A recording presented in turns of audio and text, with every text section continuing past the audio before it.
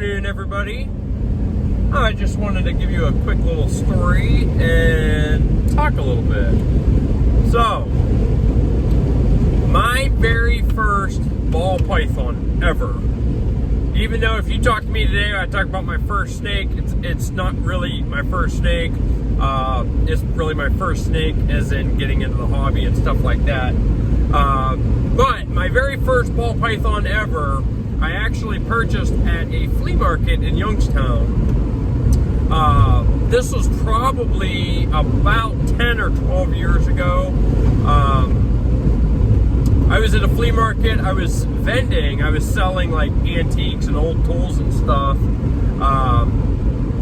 At the time, me and my ex-wife were kind of on again, off again. But there was a guy selling, and I'm going to explain the ex-wife part in a minute, but there was a guy, he had a tank, and he had two ball pythons in the tank. Now, the ball pythons were, I'm guessing, about 2 years old. They were both normal ball pythons. The guy didn't really know much about them. I didn't know anything about keeping snakes, although when I was younger, I'd always catch garter snakes and all that stuff. I loved reptiles and amphibians, frogs. I was always catching stuff I shouldn't have been catching. And all that. So I see these ball pythons. He only wanted $70 for both snakes and the tank, which I thought was a really good price at the time. And he told me that all he told me about these snakes is they eat once a week. That was it. So I bought the snakes. I brought them home. He did have a second tank that I could take with him, but he told me that I could either separate them or keep them together, which obviously he knew nothing what he was talking about, and neither did I. So I take them home. At the time I lived in a duplex. I had them like in my dining room. I was feeding them one mouse each every Sunday, and I was so dumb that I fed them both in the same tank because he said it did not matter, and I didn't do any research on it.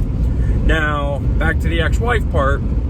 When I first bought them, she was not living in the house with me, and we ended up getting back together or whatever, and she was like deathly afraid of snakes at the time. Well, I think she still kind of is, maybe not as bad, but so she was scared of snakes. So I had actually moved them down to the basement. They did have a heat mat. At this point, I ended up separating them. They were each in their own tank, but one of the tank's screen top had a big hole in it. So, in my very ignorant thinking back then, I took duct tape and I covered the top of the hole, but I also put duct tape on the inside, thinking the duct tape was going to hold itself, stick to each other, stick to the other side, and, seal the hole from the snake getting out. So, they were in the basement. I've only had them at this point maybe 2 weeks, and I got up to get ready for work. It was about 3:30 or 4 o'clock in the morning, and before I went to work, I went downstairs to check on my snakes, and the one with the duct tape on the screen top, during the night, the snake must have been screwing around with the tape and where the hole was. And when I came downstairs, the duct tape was wrapped around the snake's head onto itself, and just totally, it was stuck all around this poor snake's face. Now, I originally tried to get it unstuck, but I couldn't do it on my own. So I ended up going upstairs and waking up my wife at the time. And I said, listen, you have got to help me. I got to go to work, but this snake really needs our help. So I ended up getting a scalpel and some scissors, and, we would take turns, one of us holding the snake, one of us cutting. But I actually was able to cut the tape and just peel it off of the snake's face, which, it was so stuck, I could have ripped out the snake's eye. It was that bad. But thankfully, it caused no permanent damage to the snake. I'm sure he was very stressed and very pissed at me for that. But thankfully, the snake made it, and he was okay. at that point, I realized that, you know, I can't keep these snakes. You know, if I can't keep them upstairs in the house with us in the common area, you know, then I shouldn't have them at all. So I ended up giving them to my cousin, which was, like I said, it was like 10 or 12 years ago. I don't know if I sold it to him or if I gave it to him, but he had them for a little while, and I want to say they eventually ended up dying, you know, very early in life. I don't know if it was like if he didn't feed them or didn't have the proper heat on them, but you know, just like me, he knew nothing about how to keep them and how to keep them alive either way back then. So fast forward to when me and Amber got together, my wife now, probably in the first year of our relationship. You know, I had already told her about this story about the first snakes I had, and I told her that I liked reptiles and all that stuff. So it was like, I want to say it was like 10 days before my birthday, me and her went to a pet store, and I'm trying to think. Okay, so we saw a ball python, and we were talking about it, about getting, you know, me getting a new snake after, you know, so many years of not having one. But she was looking on Craigslist or Facebook or something, and she ended up finding a python for sale in our area. It was cheaper than the one at the pet store. So I think either later that evening or the next day, we went and bought it, but it was not a ball python. It was a children's python. Again, I'm ignorant. I don't know nothing about the differences. So she bought it for me because she knew, you know, my ex-wife didn't like them. I couldn't really have them back then, but now I could, you know. But after I bought it, I did like it, but it wasn't what I wanted. I wanted a ball python. I wanted that bigger snake. So the very next day, we went back to the pet store and we bought a normal ball python. So I had two snakes now, or two snakes again, a ball python and a children's python. So at this point, I actually went home and I'm Googling these snakes and I'm researching how to keep them. And I mean, there's a website called ballpython.net, and it's just like this huge forum, and I would sit there for 2-3 hours a day, and I would just be holding one of my snakes, and I would just be reading about snakes and their different issues and different morphs and just everything I could read about it. And I had already realized how dumb I was in the beginning with my first two snakes because I was doing everything all wrong. But anyway, during this time, you know, for the next several months, I did so many hours, I mean, hundreds of hours of research. During the first, I'd say, month or two, I did buy a few more snakes, and I had them in tanks. And I wanted to build a whole wall of tanks on the one side. We lived in a double wide trailer at the time. And we were fixing it up, and I did a lot of work on the inside. I was going to build a whole wall full of tanks and have all these different reptiles. And, you know, I was totally against rack systems at the time. I'm like, you know, these are living beings. They should not be stored away in drawers like their Pokemon cards or something. I understand it's a hobby, but these are alive. I want to give them giant, magnificent tanks and all the natural stuff, blah, blah, blah.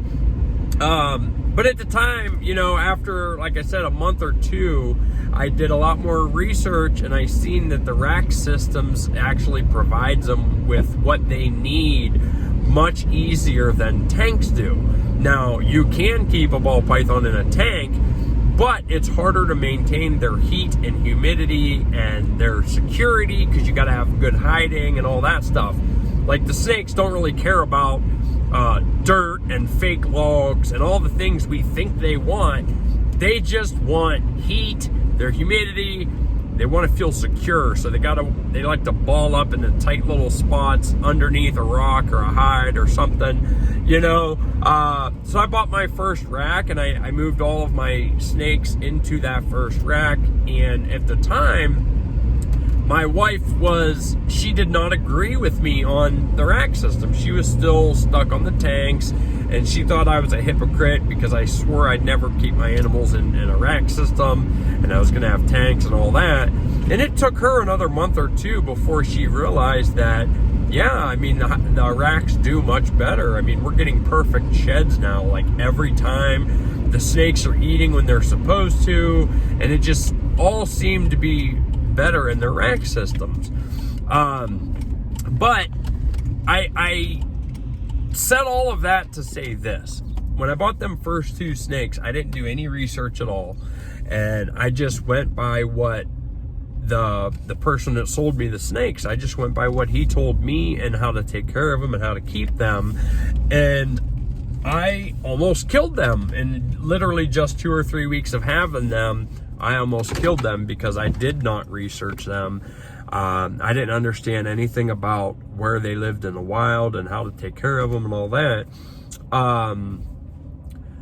Nowadays, I mean, it's been happening for years. I've been in the hobby for, over 5 years now, close to 6 years. And I meet so many people that are just like the old me. They bought a snake, and they listen to whoever they purchased that snake from, and that's how they take care of it. And some of these people, I mean, I know a guy that for 8 years straight has kept a boa constrictor with a ball python in the same tank. Like, they're not even from the same continents. And, you have them living together. And they are solitary animals. They do not want to be with each other. But in his mind, this is what works. This is what has always worked, and it's never been a problem.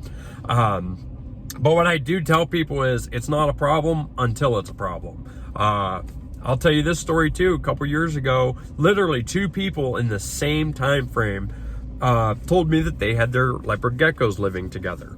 Now, I don't want to get into the conflict of, if it's 2 females, it's okay.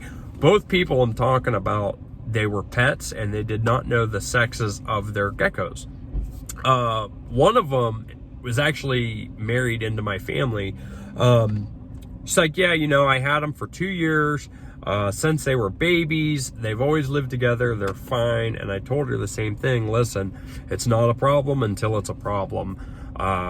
You may find out one day that one's dead, or they're fighting, or something else. I would definitely separate them. Well, in this particular case, the girl that had these geckos did not feed them very well. Everybody knows I sell feeders. She didn't go to the pet store. Matter of fact, when she come to me, she didn't even pay for the bugs. Like I said, she's married into my family. But she'd come out to get a couple bugs. I'm talking like, I'd give her like 50 or 60 roaches, and she'd only get those maybe once every 6 weeks. So that's what she's feeding these 2 leopard geckos. And literally, when I told her to separate them, and she told me that, oh, it's fine, they've been together their entire lives, they're just fine. About a month later, she come out for bugs and told me one day she went in to go feed them, and one of them was dead. It looks like it had been mauled by the other one. That story is identical. The first week of me telling her this, I had told that to somebody else, and the same person responded just the same. Oh, they've been together their whole lives, they're fine, yada, yada, yada. And I swear, a month later, when she told me that one of her geckos got killed by the other one, that same person in the same week that said the same story. Hers also got killed, and now she only has one. So like I say, it's not a problem until it's a problem. But there is an overabundance of people that are buying animals that do not research about these animals, or how to keep these animals, how to feed these animals. And I'm still guilty of that. Sometimes I'll go to a reptile show and I might buy a lizard, a monitor, a frilled dragon or something. I know nothing about it, and I buy the animal anyway. But now, like when I come home, on the way home, before I even leave the reptile show or wherever I bought it from, I'm researching. Do they need UVB? How hot do they need their hot spot? How cool do they need their cool spot? How big of an enclosure? You know, and I'm researching that. And then sometimes I'll come home and I have to actually build a bigger enclosure or buy a bigger enclosure to house the animal I just bought. But there's a lot of people that don't do that. They don't research anything. And the reason I'm doing this video now is just in the last couple weeks, I've seen a lot of people come in with these crazy stories. Like I told you, the guy that keeps the ball python with the boa constrictor in the same tank for 8 years. There's another guy who wants to sell a boa, and he said he's had this snake for about 10 years. He said he rescued it from somebody, which I even hate that term anymore, because most people that claim they rescue an animal, the animal usually needs rescued from them because they don't know how to take care of it. But he said he got this boa when it was only about a foot long. It was just a little baby. He rescued it from somebody, but now he wants to sell it. You know, he's getting older. The guy's probably, you know, he's retired for sure, probably 65, 70 years old. And I said, well, you know, I'm not sure if I can buy it or not, but send me a picture, give me a price, let me know, and I'll see what I can do for you. So he sends me this picture.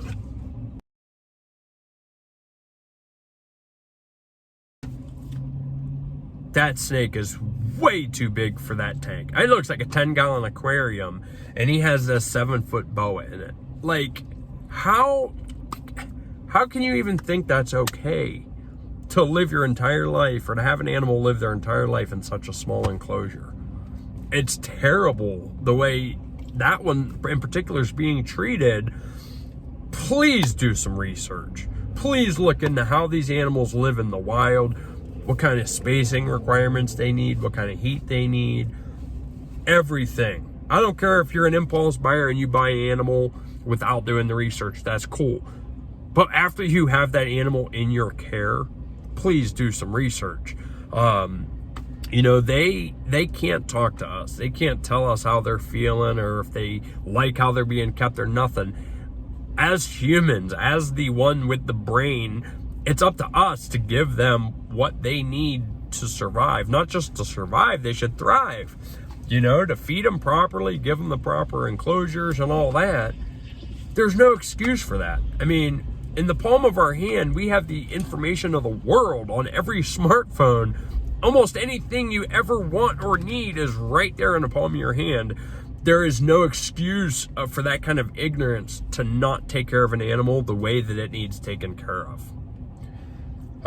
So with that, I just, you know, wanted to give you my little ignorant story of my own self.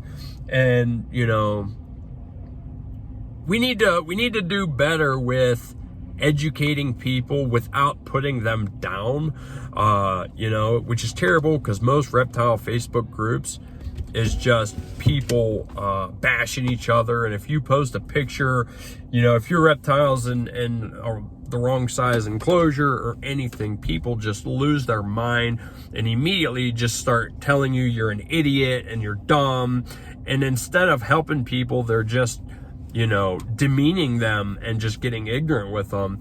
We need to learn how to educate each other without putting each other down for the better care of the animals. It ain't about us. We're keeping these animals. We all share in this hobby and this love of these reptiles or whatever animal you're keeping.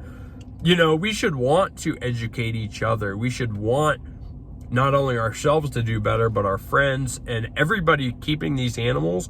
We should want everybody to be educated to keep them and to take care of them the proper way, you know? So I'd love to see that, you know. Let's try to educate each other and not take criticism to heart, not take it as someone, you know, treating us wrong or, you know. Hey guys, good morning. I just wanted to wrap this video up.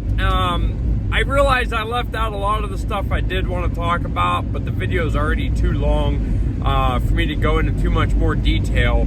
But just a couple things, a couple quick stories that I personally have listened to and talked about, this is just within the last 2 weeks, not to mention the last 5.5 years that I've done, that I've been in the hobby. I had someone come in to buy feeder rats. He has 2 snakes that he has had for at least 2 years. He has them in a tank with absolutely no outside heat source. So there's no heat mat, no ceramic heat emitter, no lights, no nothing. I have a customer who only feeds her ball python 1 medium rat every 2 to 3 months. And that's not just me guessing. She has literally told me that's what she feeds, because when she fed every week, the snake would refuse a lot. There are so many stories, and there's so many more stories about people and how they take care of their reptiles that have no clue the basic necessities of what these animals need to survive and to thrive.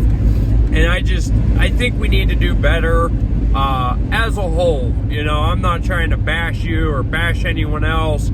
You know, I think we should all want to do better and to treat the animals better and to teach each other how to do better with how to take care of these animals. Because unfortunately, a lot of people are buying them second or third hand from people who already don't know how to take care of them, and they only go on the information that they're being told from that one person without ever doing any of their own research, and without ever asking questions, or without ever trying to do better. They just, I bought a snake, they told me to feed it once a month, I feed it once a month. And that's it. This is a couple years ago, but I had a lady come in. She had bought her snake 15 months before I met her. She said the breeder that she bought her ball python from at a reptile show told her to feed her snake a mouse fuzzy every 2 weeks. This snake was 115 grams when she brought it to me, 15 months after purchasing. That is insane. And I'm like, maybe he did say to feed it every 2 weeks, but the meal should grow with the snake, but she just did what she was told, and she never looked into it, and she never tried to do any better. I'm so tired of seeing so many animals die young and end up in just very terrible situations because no one wants to research and look into things. So with that, I'm going to get going. I got a lot of work to do. I'm about to be pulling in my driveway in a few minutes here. And I hope you all have a beautiful day. Let's each one teach one, not bash each other, not put each other down if you are messing up or if you see someone messing up, but try to teach in a way that they're going to learn, and in a way that they're not going to feel like you're beating them up. Like I said, we should want to do better, and we should want each other to do better when it comes to the hobby and when it comes to these animals. So with that, hey, hope you all have a good one, and I'll see you in the next video.